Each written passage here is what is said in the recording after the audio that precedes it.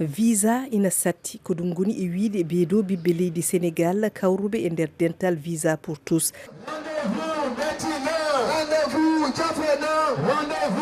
ɓe jabbi fodde kilométre uji 3 ngam mettinde caɗele hebde visa doyi Sénégal. Amat Sarr ko goto e mabɓe. Jamano nani Sénégal pour dañado rendez-vous ko problème, pour daña visa kadi c'est un autre problème.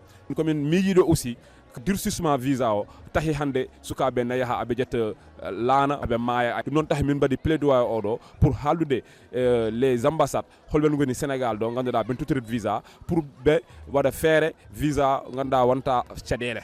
haala ka fayani tan e ambassade uji ɗi ɓe jiiɗi kadi ko laamu Sénégal jetta hen peeje. Fatimata Sy. tawi visa ana namdo pour yaade bon garowo kañumne yo namdo visa donc min jiiɗi ko laamu Sénégal daro hen ko haala ɗo ko wulla ko luuka ko jaɓa ɗum o yaha o haalda e état union européenne en ɓe mbaɗa feere haɓe mbawa weɓnude dañgol visa pour yaade par ce que yaade garta jeeya koye pinal. Nde Macky Sall ari nde e laamu e nder hitande ujunaji 2012 Sénégal fuddinoma namnade visa leyde Europe e Amérique kono ɗum jokkani saabu mojjano e dilloɓe tourisme.